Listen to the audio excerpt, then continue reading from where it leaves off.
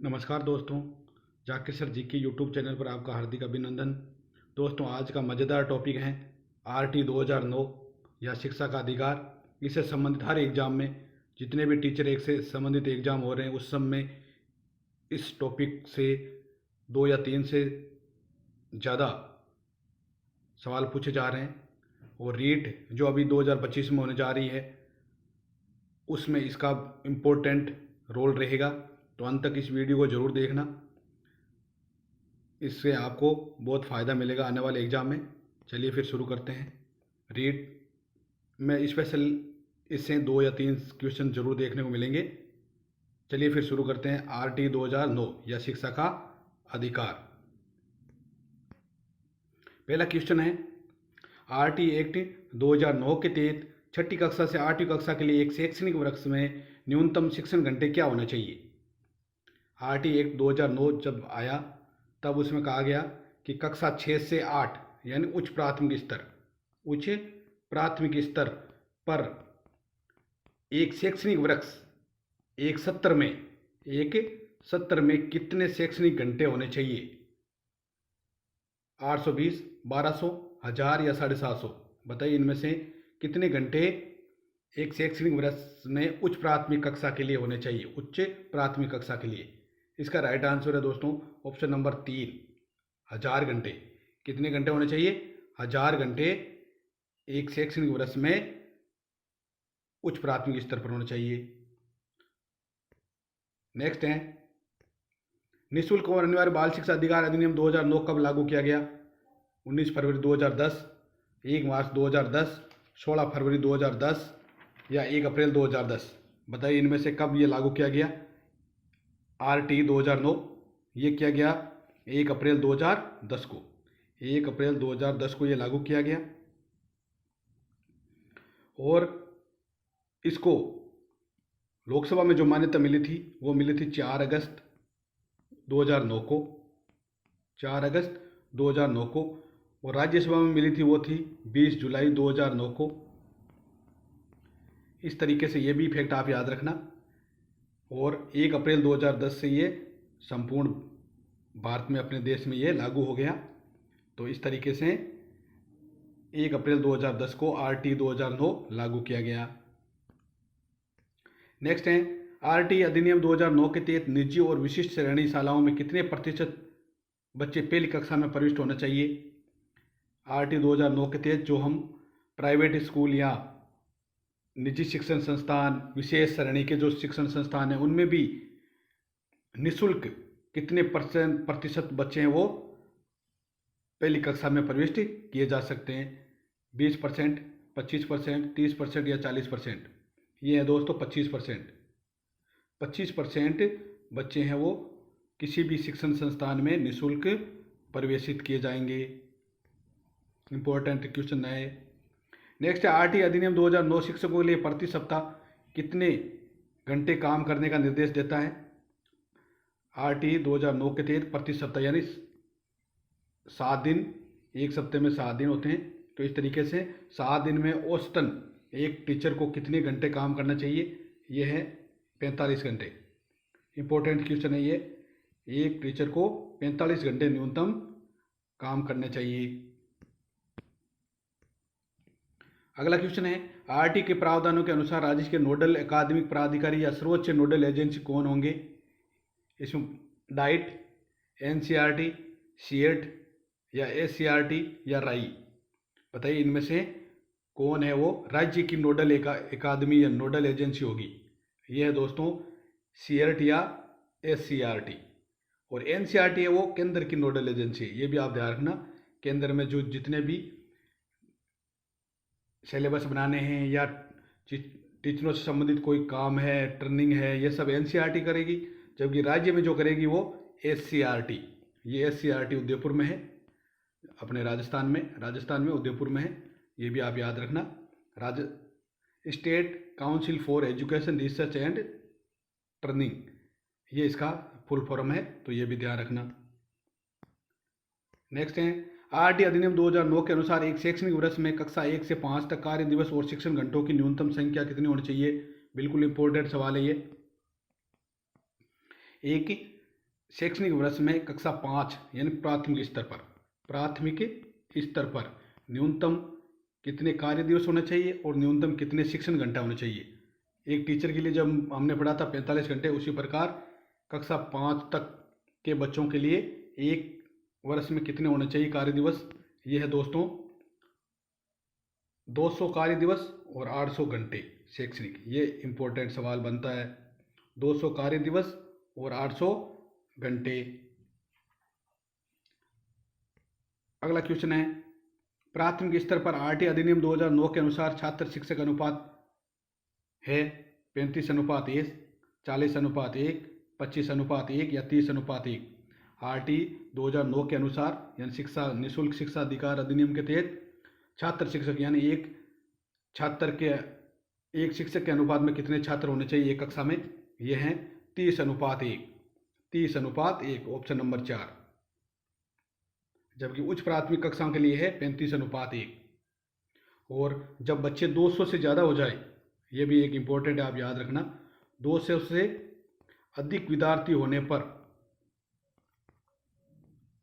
200 से अधिक विद्यार्थी होने पर औसत है वो 40:1 से ज़्यादा नहीं होना चाहिए। यानी अगर मान लो किसी विद्यालय में 1 से 5 तक 210 विद्यार्थी हैं, तो एक तो हेडमास्टर साहब रहेंगे, इसके अलावा 4×5=20 या 206 टीचर होंगे।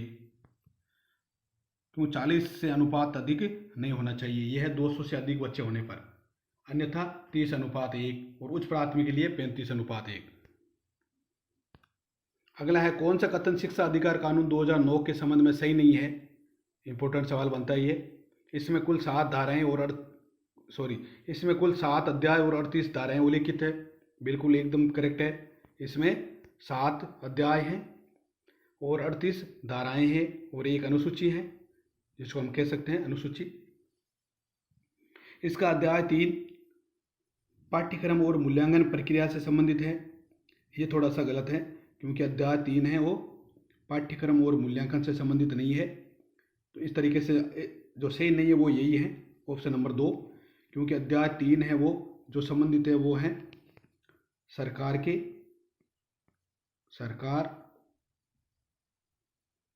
और माता पिता के कर्तव्य।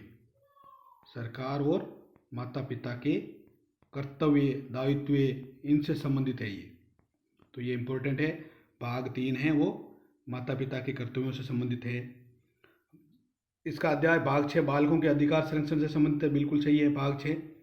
इसका अध्याय 4 स्कूल और शिक्षकों के उत्तरदायित्व से संबंधित है। ये भी सही है।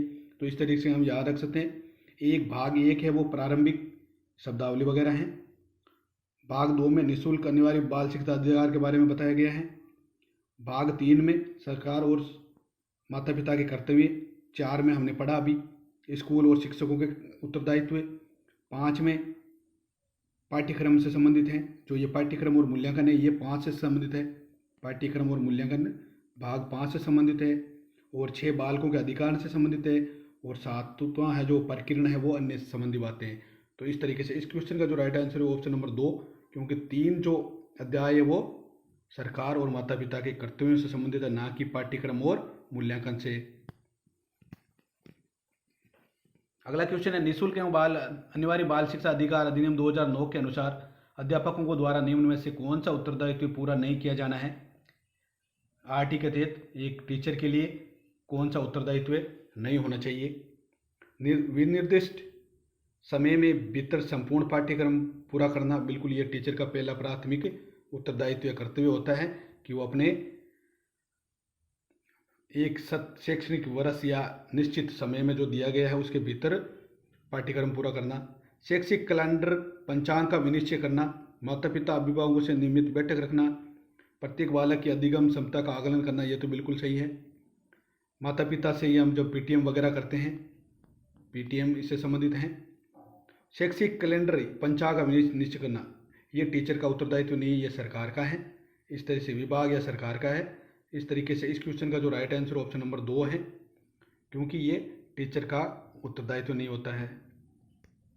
नेक्स्ट है, आरटी एक्ट 2009 दिव्यांग बच्चों की निःशुल्क शिक्षा के अधिकारों को सुनिश्चित करता है। आरटी एक्ट 2009 के तहत दिव्यांग बच्चों के, सामान्य बच्चों के बारे में नहीं पूछा बल्कि दिव्यांग बच्चों, यहाँ कन्फ्यूज हो जाते हो आप, ध्यान रखना। यहाँ पर दिव्यांग बच्चे पूछे हैं 3 से 18 वर्ष, 6 से 14 वर्ष, 6 से 22 वर्ष या 6 से 18 वर्ष। दिव्यांग बच्चों के लिए जो आरटी एक्ट 2009 में जो प्रावधान है वो है ऑप्शन नंबर 4, 6 से 18 वर्ष। ये ध्यान रखना, 6 से 18 वर्ष, जबकि सामान्य बच्चों के लिए वो 6 से 14 वर्ष। ये भी ध्यान, ये सामान्य बच्चों के लिए, ये सामान्य बच्चों के लिए है, जबकि दिव्यांग बच्चों के लिए 6 से 18 वर्ष। इस क्वेश्चन का जो राइट आंसर ऑप्शन नंबर 4 है।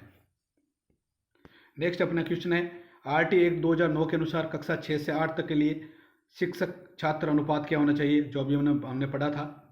एक कक्षा 1 से 5 तक 1:30 होना चाहिए, हमने पढ़ा था 1:30। कक्षा 5 तक प्राथमिक प्राइमरी कक्षाओं के लिए, जो यूपीएस के लिए है वो है 1:35। तो इस तरीके से इस क्वेश्चन का जो राइट आंसर है वो ऑप्शन नंबर 3। नेक्स्ट है, आरटी एक्ट 2000 अनुसार अगर कक्षा 1 से 5 तक के विद्यालयों में 180 विद्यार्थी नामांकित है तो उस विद्यालय में प्रधानाध्यापक पद को छोड़कर कितने अध्यापकों के पद स्वीकृत होंगे, 2, 3, 4 या 5। प्राइमरी कक्षाओं में अगर 180 बच्चे हैं, क्योंकि जब हमने पढ़ा था कि प्राइमरी स्कूल में जो अनुपात होना चाहिए वो 1:30 का होना चाहिए। इस तरीके से जब बच्चे किसी कक्षा में, किसी स्कूल में 60 बच्चे होते हैं, 60 बच्चों के लिए 2 टीचर होने चाहिए, 2 पद स्वीकृत होंगे। 60 से 90 होंगे, यानी 61 से 90, 60 से 90, 61 से 90 होंगे तो 3 टीचर होने चाहिए। 91 से 120 होने चाहिए, तब 4 टीचर होंगे। अगला जो प्रावधान है वो थोड़ा सा 121 से 200, यहाँ पर 30 का अनुपात नहीं रहेगा, 121 से 200 बच्चे हैं, वहाँ पर 5 टीचर होने चाहिए। तो इस तरीके से जब 180 विद्यार्थी हैं तो अपने लिए कितने टीचर होने चाहिए, 5 अध्यापक इसमें नामांकित होंगे, और 5 अध्यापक प्लस 1 प्रधानाध्यापक। यहाँ पूछा ना प्रधानाध्यापक पद को छोड़कर। इस तरीके से अगर 121 से 200 तक 5 अध्यापक होना चाहिए, और प्रधानाध्यापक उसी विद्यालय में होगा जब बच्चों का नामांकन 150 से ज़्यादा होगा। उस स्थिति में वहाँ पर प्रधानाध्यापक पद सर्जित होगा, ये भी ध्यान रखना आप। तो 150 से ज़्यादा होंगे तब 1 प्रधानाध्यापक और 5 टीचर। नेक्स्ट है, आरटी अधिनियम 2009 के अनुसार एक शैक्षणिक वर्ष में कक्षा 6 से 8 तक कार्य दिवस और शिक्षण घंटों की न्यूनतम संख्या कितनी होनी चाहिए। हमने पिछली बार पढ़ा था, पिछले सवाल में 1 से 5 तक पढ़ा था, उसमें हमने पढ़ा था 200 शिक्षण दिवस और 800 शिक्षण घंटे पढ़े थे। तो कक्षा 6 से 8 तक कितने हैं ये अपन ध्यान करना है। ये तो कक्षा 1 से 5 तक था, कक्षा 8 का होगा वो होगा 220 कार्य दिवस और 1000 घंटे। तो ऑप्शन नंबर 4 इस क्वेश्चन का राइट आंसर है, 220 कार्य दिवस और 1000 घंटे, जबकि 1 से 5 तक है 200 दिवस और 800 घंटे। अगला क्वेश्चन है, शिक्षा अधिकार अधिनियम 2009 के क्रियान्वयन के बाद कक्षा कक्ष कैसे होने चाहिए। ये प्रभावित है क्योंकि शिक्षा का अधिकार विद्यालय में कक्षा की औसत आयु को प्रभावित नहीं करता, जेंडर के अनुसार अधिक समझाती हैं, आयु के अनुसार अधिक समझाती है, आयु के अनुसार अधिक विषम जाती हैं। तो इस क्वेश्चन का जो राइट आंसर है ऑप्शन नंबर 1 है, क्योंकि बिल्कुल कक्षा कक्ष ये प्रभावित होगा क्योंकि इसमें आयु का कोई प्रावधान नहीं है, आयु के आधार पर कक्षा का कोई औसत नहीं है। इस तरीके से इस क्वेश्चन का जो राइट आंसर है ऑप्शन नंबर 1। अगला क्वेश्चन है, शिक्षा अधिकार 2009 के अनुसार एलिमेंट्री शिक्षा में होने वाली कक्षाओं में सम्मिलित हैं। एलिमेंट्री प्राइमरी कक्षाओं में प्राइमरी शिक्षा, जिसको हम प्राथमिक शिक्षा बोलते हैं, प्राथमिक कक्षा नहीं, प्राथमिक शिक्षा। प्राथमिक शिक्षा होती है वो होती है कक्षा 1 से 8। कक्षा 1 से 8 तक की जो शिक्षा होती है उसको हम एलिमेंट्री शिक्षा कहते हैं। इस तरीके से इस क्वेश्चन का जो राइट आंसर होगा वो होगा ऑप्शन नंबर 2। ऑप्शन नंबर 2 यानी कक्षा 1 से 8 तक की शिक्षा को हम एलिमेंट्री शिक्षा कहते हैं। अगला क्वेश्चन है, आरटी एक्ट 2009 के अनुसार प्राथमिक पाठशालाओं में विद्यार्थियों की संख्या 200 से ज़्यादा होने पर प्रधान अध्यापक को छोड़कर अध्यापक और विद्यार्थियों का अनुपात इससे ना बढ़ना चाहिए। अभी हमने थोड़ी देर पहले जिक्र किया था 1:30, 1:35, 1:50 या 1:40। प्राथमिक कक्षाओं में जब बच्चों की संख्या 200 हो जाएगी किसी स्कूल में, तब वहाँ पर जो पद सर्जित होंगे वो मैंने बताया था, एक प्रधान अध्यापक होगा और 200 तक 5 टीचर होंगे। एक प्रधान अध्यापक और 200 तक 5 टीचर होंगे। और इससे अधिक होने पर जो अनुपात है वो 40:1 का नहीं होना चाहिए, इससे ज़्यादा नहीं होना चाहिए बच्चों का। तो 200 से ज़्यादा, अगर मान लो 220 बच्चे हो रहे हैं, 220 बच्चे हैं किसी स्कूल में, तो अगर हम 220 को के अनुपात 40 के अनुपात में देखते हैं तो 6 टीचर होंगे और एक प्रधान अध्यापक, 6 टीचर और एक प्रधान अध्यापक होगा। यह 1:40 का, इससे ज़्यादा 200 बच्चे होने पर नहीं होने चाहिए। अगला क्वेश्चन है अपना, RT एक्ट 2009 में कुल 7 अध्यायों को उल्लेख है, तो बताइए इनमें से सबसे बड़ा कौन सा है। 7 अध्याय है, उनमें सबसे बड़ा अध्याय है अध्याय नंबर 4, अध्याय नंबर भाग 4 है, ये सबसे बड़ा है। भाग 4 में जो हमने 37 धाराएं पढ़ी थी, इसमें धारा 12 से 28 तक उल्लेख है, 12 से 28, जबकि धारा 3 में है वो 6 से 11 है, ये भी आप याद रखना। और धारा 5 में है वो है आपके 2 धाराएं 29 और 30। और धारा अध्याय जो 6 उसमें 31, 32, 33, 34 4 हैं। वो जो भाग दो में है वो 3 से 5 है। तो इस तरीके से सबसे बड़ा जो अध्याय है वो अध्याय नंबर 4 है, जिसमें कुल 17 धाराएं, ये भी आप याद रखना। भाग नंबर 4 में कुल 17 धाराएं उल्लेखित हैं। अगला क्वेश्चन है, RT अधिनियम 2009 की धारा 25 किससे संबंधित है, ये भी आप याद रखना। राष्ट्रीय सलाहकार परिषद का गठन, शिक्षकों के कर्तव्यों का उल्लेख, छात्र शिक्षक अनुपात या SMC का गठन, इनमें से बताइए धारा 25 किससे संबंधित है। तो धारा जो 25 संबंधित होगी वो होगी छात्र शिक्षक अनुपात से। छात्र शिक्षक अनुपातों का उल्लेख धारा 25 में किया गया है, जबकि इसमें धारा 24 में शिक्षकों के कर्तव्य हैं, धारा 21 में SMC का गठन है। इस तरीके से ये भी आप याद रख सकते हो। अगला है, निम्न में से कौन ए सुमेलित है, ये भी धारा से संबंधित है। धारा 21 SMC का गठन, बिल्कुल सही है। धारा 21 SMC का गठन, ये बिल्कुल सही है। धारा 17 शारीरिक दंड निषेध है, यानी किसी बच्चे को हम शारीरिक दंड नहीं दे सकते, तो धारा 17 इस तरीके से याद से, 17 का मतलब खतरा। अगर 17 किसी बच्चे को हमने दंड दिया तो वहाँ पर टीचर के लिए खतरा है, तो ये ध्यान रखना। शारीरिक दंड देना निषेध किया गया धारा 17 में। शिक्षकों के लिए गैर शैक्षणिक कार्य नहीं करवाए जाएंगे, ये धारा 27 में कहा गया है।